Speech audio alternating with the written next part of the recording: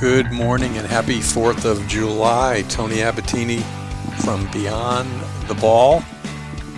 Let's talk about a really interesting topic that becomes more and more relevant and crazier each year, I believe. The topic for today is, are you an ass or an asset to your child's player development and amateur sports? And I bring this up each weekend. Myself and my staff have an opportunity. We host tournaments here, and we're able to watch what I call the good, the bad, and the ugly in coaches, parents, players, grandparents that watch children play. And I keep using the word children. To me, if you're under 21 years old, you're still a child to an extent. And one of the growing issues, and this is not anything new, watching parents, watching coaches, and even watching players sometimes with their conduct, their behavior, how they interact, just when you think that we're making progress in this industry, something silly and crazier comes up. And look, we don't have to look any further off our campus than just simply seeing whether it's travel teams that we play or tournaments that go on, seeing behavior that I just scratch my head and say, what are we doing, right? Have we all lost perspective as to what exactly playing sports for children should be all about? It's about sportsmanship. It's about physical activity. It's about learning to win graciously. It's learning how to lose graciously. It's learning that failure is feedback and knowing that you can't win all the time, the classic be a great winner and learn not to be the sore loser. But I think the children are doing okay. It's the parents at times that maybe sometimes need a reminder. Each year, I know for parents that come visit us on campus, we go through an interesting exercise, and it's are you an ass or an asset to your child? And I know we've all witnessed the firsthand, the good, the bad, and the ugly in sports parenting. And whether you're a parent, a player, right, I want to go through and share some of the topics and some of the questions that we ask. And we actually had fun with it that at the end of the 21 questions, if you've answered yes to more than 3 of the statements below that I'm going to talk about, you may be heading into the danger zone of sports parenting. If you're going to answer 5 of these yeses, we may need to lock you in the car come game time the next time you visit us at the Rock Sports Park. So let's go over just a few of these. And this is not to make fun of or to condemn probably 90% of the parents that are watching their children in Little League and travel in high school. They get it. They understand. They are supportive. There's no interaction. There's no making the game bigger than life itself. They understand perspective that most of the children playing are not going to play college baseball at the highest level or softball at the highest level, that this is just simply an activity, and to be able to be around other parents and children that value athleticism and sportsmanship and understanding what commitment and hard work is all about. That's really what children playing sports should be. So here's some of the questions I want you to think about. And I want you to be honest with your answers that you're saying to yourself. I often second guess my child's coach on his bunt decisions or pitching changes. If every time that you're watching a Little League, high school, or travel game, you're constantly, whether it's inwardly or expressing to the other drain of parents that sit near you, the constant second guessing, not good. You just got to check on the, quote, ass side. I believe every umpire's call is intentionally against my child's team, and I have no problem telling that to the umpires. If you answered yes to that, I would suggest that you remember that you're not at Yankee Stadium. These umpires are not the best of the best. They should not be abused. If there's a call, a judgment call, or a rule enforcement issue, that's something that the coaches themselves should be enforcing. But there's no need for the parents to be extremely aggressive or outwardly challenging decisions by these semi-professional umpires. Question number 3. I reposition myself directly behind the backstop or in my child's eye lines when he or she is batting or getting in a jam when pitching. We see this all the time, right? It's the flocking seagulls that as soon as little Johnny or little Jane is pitching, they find themselves closer to home plate or near the dugout. And in the best of intentions, they're talking to them about how to throw a strike, why they didn't get a hit at that point. And the cluster continues. There's a time and a place for you to provide instruction or advice or wisdom to the extent that it's actually wisdom to your children before the game, after the game, in between games. But there is no direct correlation between parents interacting with their child during the game and better results.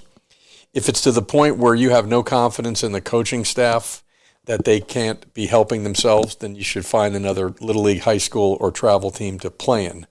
But there is nothing that benefits you getting closer to the action, or we see this all the time, that the child throws a pitch, looks over to left field, or right behind home plate to see mom and dad with these animated gestures, right? Whether it's a look of disgust, a look of satisfaction, or giving some nonverbal pitching cues like throwing overhand or pushing off the rubber, which are the 2 worst things that you can tell a young player who's struggling. Or how about throw strikes? That's the ultimate when you hear parents yell out to Johnny or Jane, just throw strikes. Great advice. Like the child is trying to throw the ball over the backstops. Or just relax, and saying that in a tone of voice that probably makes the child even have more anxiety. Let's go through the list. I shout out hitting and pitching instruction during my child's games, assuming he or she is listening and it will help. You might be the master hitting or pitching coach. There's a time and the place, particularly the backyard or between games, or when they're not competing, to do that. Maybe take some notes, take some videos, and at some point maybe share it with the coach.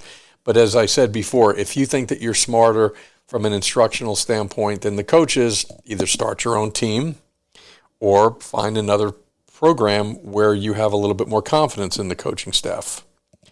Here's another great one. I am traumatized if I have to miss one of my child's games, as it is the entire bright spot in my day. To those parents, I would respectfully say, get a life. Okay? Yes, of course we all enjoy it. I miss tremendously Michaela and Anthony, my 2 children, playing here all the time. But it's time to move on, right? You cannot simply have everything around your universe revolve around your child's games. It's enjoyable. It's tremendous. But when you put so much of an expectation, or when that becomes the highlight of your day, I think that's where your work-life, father-mom balance needs to be readjusted. Here's another good one. I know my child's individual stats better than the coaching staff. Oh, that's a tough one, especially with Game Changer now, right? Game Changer has become the conduit to nuts, right? The parents that know at-bats and statistics and OBP and OPS and slugging percentage better than Aaron Boone of the New York Yankees, right? It's good to know the stats, but understand the following. Playing time, that's really important. Quality at-bats. We always use that, I know, here. Right? How many QABs, QABs, does your son or daughter have? QABs means getting a base hit with runner on base, walking, hitting a ball really hard, even though it's not showing up as a stat. Any at-bat that has really more than 8 pitches is considered, both even at the professional level, a quality at-bat. Did your son or daughter move a runner along, sacrifice fly, hit by pitch? Those are really the intangibles that as you watch your son or daughter.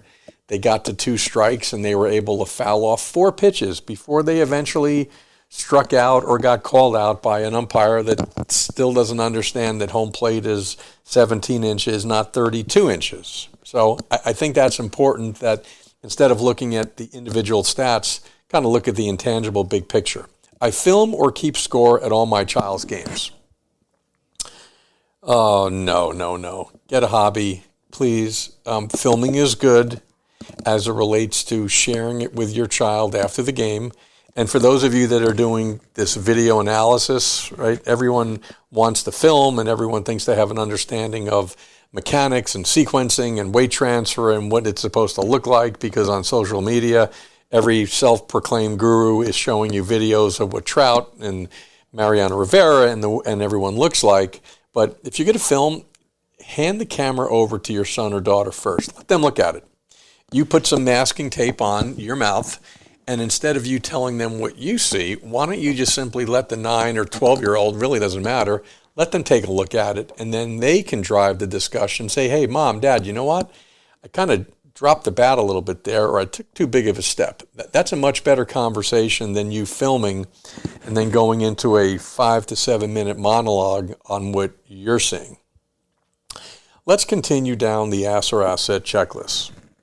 I believe my child should only play one sport and train all season long in that one sport. If you answered yes to that, that seems to go against every particular player that has any degree of success at high school, college, and beyond. Cross-training, season off, playing football, basketball, pickleball, doesn't really matter, but playing baseball or softball all year round and doing training all year round, besides the emotional burnout, there's a ton of research that says that playing other sports from a body awareness standpoint, from resting standpoint, and learning about how to compete in different venues is much more effective in giving your son or daughter an opportunity to play after high school. Number 16, my child needs to be one of the best so he or she can get a scholarship for college. Newsflash, your son is 9, 10, or 11 years old. Your daughter's 13. There's no need to think that their performance that particular day is going to affect a college scholarship. As I've talked about before, college scholarships are a function of academics. It's a function of targeting schools that match your son or daughter's eventual desire to learn engineering, being a doctor, being a teacher, or whatnot. And again, scholarships at the higher level are great, but spend more time getting and improving your son's individual skills or your daughter's individual skills, and start thinking about that after their sophomore year. That's typically when you can start targeting schools. We recommend 7 to 9, and you can proactively, as we call it, you can rifle and target 7 to 9 schools that you believe academically and athletically your child can participate in, compared to the what I call the shotgun approach, where you have parents running around the country at the showcase tournaments saying, look at my son or daughter, he or she is really good, and you get all this great feedback from schools that your son or daughter has no interest in, or you're going to these events that promote to have these coaches there, when in fact there's no one there, and even if the schools were there, they weren't in that targeted 7 to 9 schools that your son or daughter should be applying to. So let's keep the scholarship talk away from children. I think that becomes dangerous, that if you're a 13-year-old, well, Johnny, if you don't get 4 hits today, there's a good chance we won't be able to send you to school. Parents that are listening that have younger children, you'll do what every other family and parents did before you. You'll apply for student aid. You'll hope and pray that your son or daughter has really good grades, because those transcripts are money as it relates to schools. They'll take out a student loan. They'll do all the things possible. And there is a college baseball or softball program, as we say, for every athlete. Might not be the Division I. The Division I scholarship athletes, that's about 2 to 3% of all the players that participate in high school. So being realistic and not talking about scholarships at a young age, especially in front of children, where I think that puts even more pressure on them to go out and perform, I think is important. Number 18, I am always the one to initiate the game recap after the game on the ride home. After the game, when your son is 0 for 4 or walked in the winning run, he knows that he sucked that day. He knows that he didn't perform well that day. He doesn't need you to remind him of the frustration and the disappointment. when it's time that he wants to chat about it. And as we say, failure, right, not personal, but failure in a game is good feedback. And there's a time and a place for you as the parent or the coach to have a discussion. I'm not so convinced that when emotions are high and he's still feeling down, that the ride home should be this cross-examination on what could have done better or what not. You know your child better than anyone. There's a time when he wants to talk and a time in which you should allow him to talk. And I'm convinced, because I was one of those dads many years ago, that I would force the discussion right after the game. And it was me more venting than it was really having a dialogue and learning something from that. So rule of thumb on the ride home, talk about how wonderful lunch was, tell them how proud you were to see them out there playing and performing, applaud them for something that they're not even realizing that they did well, and then let them sit. And when it's time, a day or two later, for them to chat about it, or you want to bring it up when it's not so emotional, that's what the better parents are doing. I need to motivate my child to play his or her hardest because he or she is too young to do it on his or her own. Question number 19. Be very careful with the motivation piece. Yes, we know it with the 8 to 12-year-olds. Parents can motivate, parentheses, they should be suggesting. They should be supporting. But if you need to be coaxing and dragging and forcing your child into the car to go to practice or play 12 months out of the year on a baseball or softball team, that's not motivation, right? That's you wanting it probably more than they are. And there's a fine line between supporting and encouraging. Your son doesn't want to go to practice one day. Billy, you know what? I really think we should go. The team really needs you to go there. You're right, Mom or Dad. Let's go. That's different than you grabbing them by the ear or the throat many times and forcing them to go to speed practice, forcing them to go to practice for skill work and showing up to games. By the time they're, I'm going to say 13 or so, and you still think that you have to motivate them to play this game, it's probably time for you to have a discussion with your child to think about either another sport or another activity, or for them to realize, I like baseball, and so let's go to Yankee Stadium every once in a while and play wiffle ball in the backyard. But I don't want to be doing this as much as Mom or Dad might want me to do that. Question 20. This is one of my favorites. My child rarely smiles when I watch him or her play. That's a red flag typically when we'll see players that are constantly looking behind them, are frowning more than they're smiling. It looks as if there's been so much pressure, or they actually think that this game matters, and of course it matters. We want to win, and anyone who plays a game, they keep score. And so the objective is to win, but the way in which your son or daughter is playing is so reflective of how much pleasure they're getting out of playing this great game of baseball, softball, or any other sport. And I can tell you, the children that smile at 8, 9, 10, and 11, those are the ones that you hear about in high school and college. They still get it. They're still playing the game like goofy little 6 and 7-year-olds.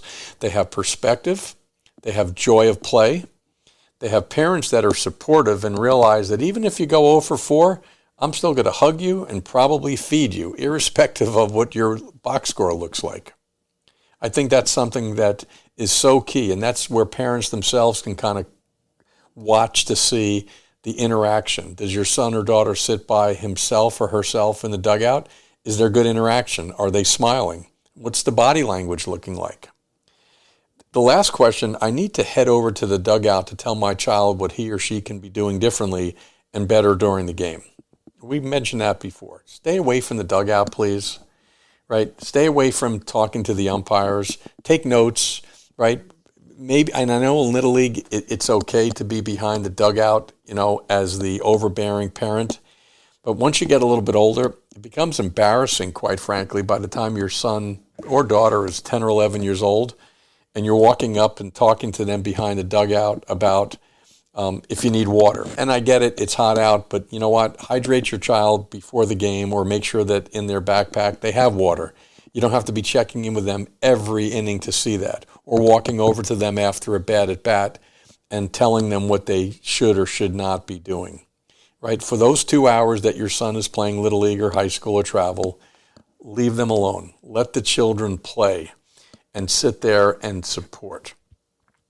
We had an incident at our campus a few weeks ago, not mentioning the teams that were playing here, and you had the parents involved, verbal, physical, and we actually had to call the police. I was like, what are we doing, right? A comment that was thrown out by a parent that one of the parents from the other teams didn't appreciate because it was reflecting on one of the players. It escalated and literally pushing, shoving to the point that the local police were called. No. Like we tell our children, if you have nothing nice to say, don't say anything, right? And this really gets back to the coaches and umpires, right? Coaches that are coaching teams, that's unacceptable. That the first time that you hear any rumbling of that, you as the coach should be addressing that. The umpires that are listening to this, the first time that you hear a parent say something intrusive, abusive, or not in the spirit of the game, you need to walk over to the coach and say, the next time that we hear from that parent, we're going to forfeit the game. And that's something that the umpires can do. But it really behooves the parents themselves, right? Coming to games drunk, not cool. Standing behind the home plate all the time and being in the eye lines of your children, not cool. Making comments to 12-year-olds as if they're major league players that at times have to take the crap that they hear from the Yankee Stadium bleacher creatures, we get that.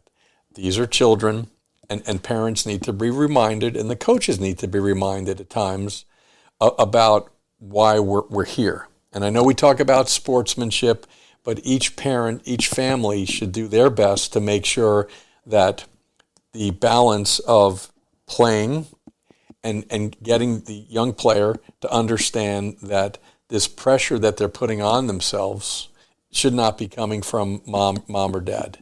And as I said before, as I started this, 90% of the parents get it. They love watching their child play, right? It's not about results.